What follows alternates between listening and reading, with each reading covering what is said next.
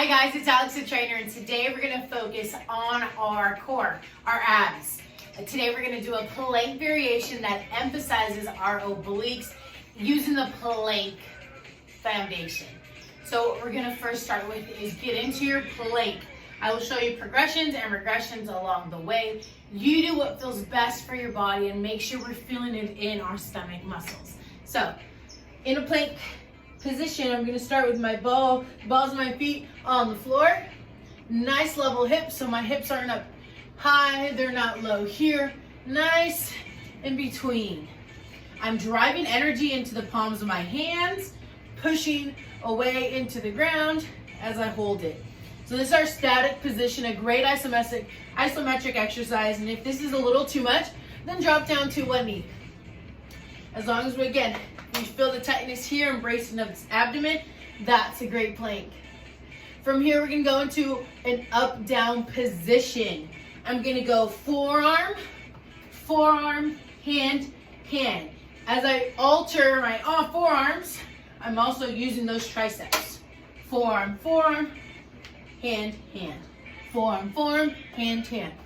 If you wanna step it up a notch, go ahead, get into your true plank position, high plank, and come up and down planks.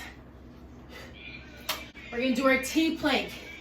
In my plank position, I'm gonna open up to one side at a time. When I open up, my hips are also up. They're not sagging down here, but they're lifted so that I'm making a T from one wrist all the way to the other.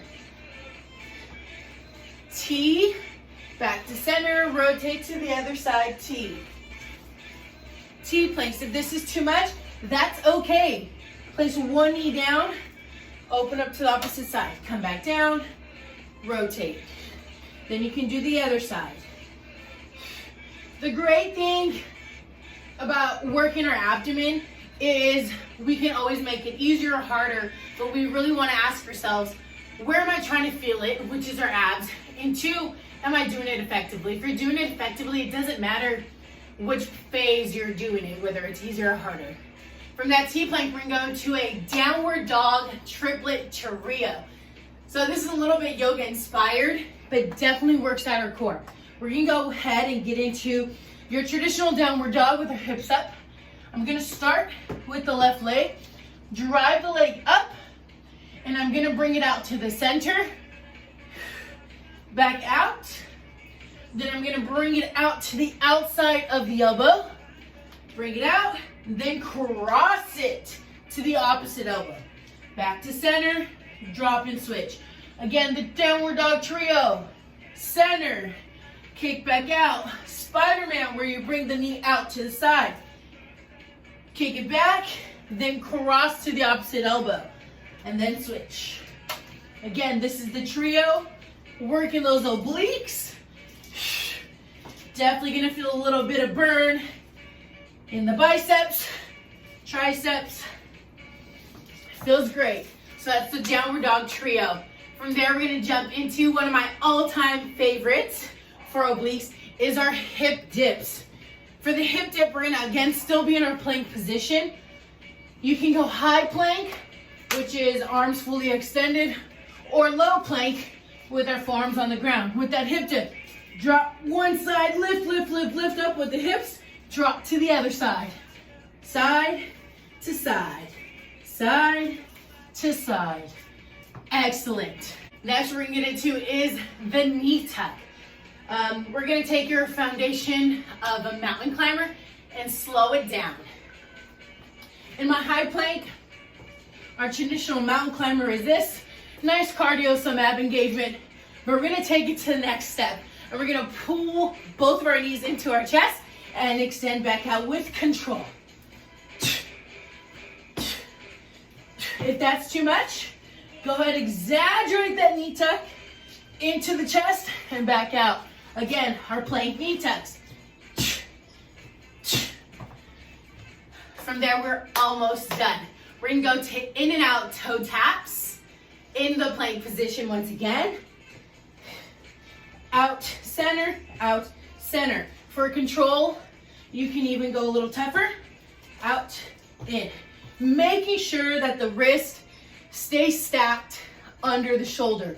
We don't want to be too far forward in the plank or too far back. We want to centralize, stack, so that we can feel all the tension and making our abs do most of the work. A side plank, forearm, forearm, forearm. Make sure that the elbow is stacked under the shoulder. And from here, you're going to extend out. A lot of different positions you can do with your feet. I will show you 3 of them and then find what works best for you. First one, bottom leg, bottom knee is gonna be bent and down on the floor as you pop up with the rest. Here I'm in one straight line for my neck, shoulders, hips to ankles, all in one line. This is the side plank here. If you want to advance it, take this bottom knee and extend it out. I like to put it in front. If you want to be off the bottom knee, but you still need more support, then take that top leg, place it in front as the other one's extended. Here you're getting additional support to hang on in that side plank. Okay? So again, a lot of different variations for that side plank. Of course, you need to be doing both sides.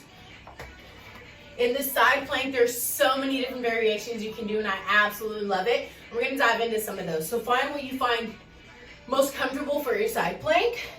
I'll give you guys this variation, and from here, we're gonna do a hip dip. Drop the hip, lift the hip. Drop, lift.